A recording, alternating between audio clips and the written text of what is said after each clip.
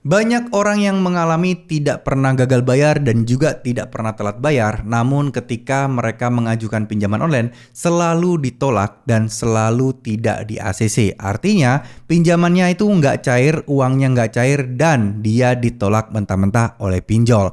Nah, kenapa hal ini terjadi? Padahal di sisi lain banyak orang juga yang mengajukan pinjol itu seakan-akan mudah banget langsung cair dan gampang cair. Kenapa kok kalian sebagai orang yang mungkin tidak pernah minjol dan tidak pernah telat bayar, ditolak terus-terus dan gak ada satupun yang di ACC. Oke, di video kali ini akan menjawab penyebabnya serta solusinya apa. Jadi apa sih yang menyebabkan kalian itu selalu ditolak dan kira-kira solusinya bagaimana?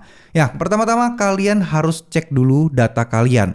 Jangan-jangan KTP yang kalian gunakan selama ini merupakan KTP yang ngeblur, KTP yang udah mulai hilang dan teksnya nggak jelas dan lain sebagainya. Karena itu penting sekali. Ketika kalian mengajukan pinjol, otomatis kan butuh KTP sebagai jaminan data kalian. Nah, hal ini kalau KTP kalian bermasalah, tentu ini akan membuat kalian akan selalu ditolak. Oke, urusan KTP beres, kalau misalnya tetap ditolak juga. Nah, kalian harus ketahui apakah kalian ini berada di dalam slik OJK yang bermasalah atau tidak. Ingat ya, slik OJK itu terkadang kita nggak menduga-duga juga. Tiba-tiba kita dianggap kredit macet.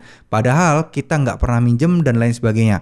Nah, ada beberapa kasus yang memang orang tidak pernah minjem dan lain sebagainya. Tapi dia kena penipuan. Dia kena penipuan di bank tertentu atau mungkin di platform tertentu. Yang mana mereka mengajukan pinjaman meskipun hanya 20.000, 30.000, 40.000. Nah, kita tidak pernah tahu kita ada proses atau transaksi yang menggantung. Nah, itu yang menyebabkan kita ditolak, yaitu slik OJK kita bermasalah. Ini banyak terjadi ya, bahkan saya sendiri pun juga nggak nyangka. Ada beberapa orang yang tidak pernah minjam dan lain sebagainya, ada tiba-tiba tunggakan sebesar puluhan ribu dari bank tertentu. Nah, itu harus kalian cari tahu teman-teman. Nah, selanjutnya kalian harus cek dulu apakah di lokasi kalian, alamat kalian itu masuk mencakup area yang disupport oleh pinjol tersebut. Atau kalian mungkin tinggal di pelosok atau bisa juga kalian tinggal di kota. Namun di dalam alamat rumah kalian, satu rumah kalian, ada nasabah galbay dari pinjol tersebut. Nah, ini membuat alamat kalian itu karena alamat kalian itu sama. Jadi kalian dianggap orang yang sama dan kalian akan ditolak pengajuan pinjamannya. Ini akan berdampak sangat besar sekali. Mengingatkan teman-teman tadi bilang kan teman-teman belum pernah minjol sama sekali dan belum pernah galbay sama sekali. Nah, kalian tidak punya histori mengajukan pinjaman online. Tapi kalian satu alamat dengan orang-orang yang galbay. Nah, ini kan kalian sudah tidak punya reputasi, tapi adanya informasi yang mungkin sedikit negatif karena kalian anggota keluarga kalian pernah gagal bayar di sana.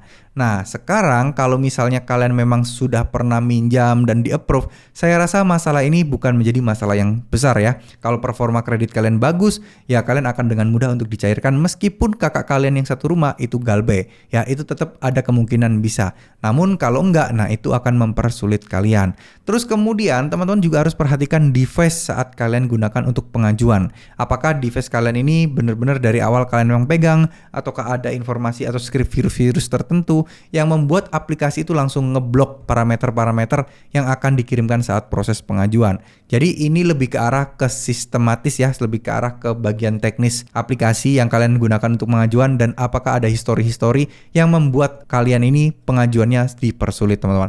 Jadi banyak faktor, tinggal kalian telusuri satu persatu apa sih penyebabnya. Atau juga ada riwayat-riwayat yang mungkin tidak pernah kalian sadari ternyata itu berdampak buruk di slik OJK kalian.